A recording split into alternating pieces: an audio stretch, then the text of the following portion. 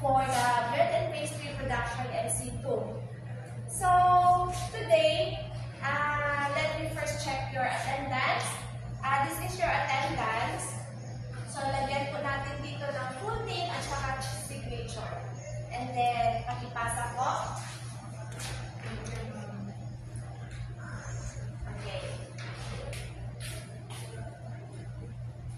Okay, kung tapos na, pakipasa sa forward. Okay, today I am going to administer the pre-assessment. So first is determine your characteristic. Ito ay knowledgeable sa itim. And then recognize your prior learning kung ano ang natutunan. Good morning. Welcome to the day 2 of our training. So I have validated and corrected your assessment. I have already determined your training needs through the evidence you have presented and demonstrated. Now I will distribute your CBLM. So it means the CBLM is competency-based learning materials. So Abby, you will work on CBLM, prepare bakery products, bread and pastry production, NC2, and Kathy, you will work on present dessert.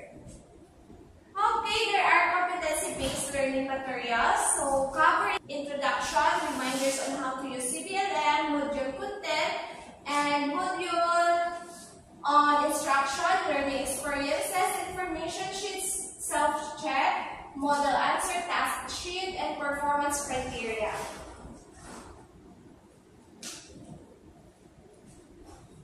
And the learning outcome, clean and clear food services area, the learning activities, and special instructions.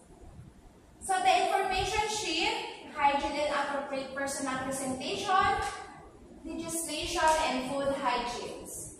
The personal hygiene guidelines when handling food, starting work, after using the toilet, between handling raw and cooked food, after breaks for eating, drinking, and smoking.